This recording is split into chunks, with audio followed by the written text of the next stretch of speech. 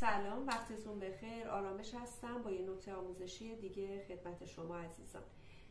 دوستان عزیزم، خیلی دایرکت میدید ازم سوال میکنید که من چیکار کنم. من کاشت رنگم خیلی خوبه، خروجی رنگم خیلی عالیه، ولی فقط یه مشکل دارم که نمیتونم کارم قرینه در بیارم. دوستان عزیز، ما دستگاه ها و لوازم بسیار زیادی برای قرینه سازی داریم، مثل کوئلس دیجیتالی، دیوایدر داریم، خطکش هایی رو داریم که ژله‌ای هستن و خیلی لوازم های دیگه، نخهایی رو داریم برای طراحی کردن.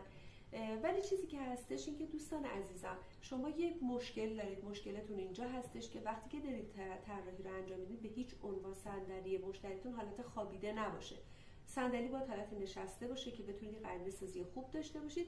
بعد که بی‌حسیتون رو گذاشتید و پاک کردید، میتونید مشتریتون رو بخوابونید و کارش رو انجام بدید.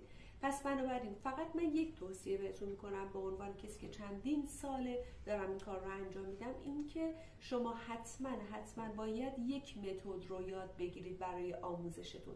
یا از دیوایدر استفاده کنید، با کوئلس چک کنید، یا با کوئلس کار کنید، یا از خطکش یا از نخ‌ها استفاده کنید.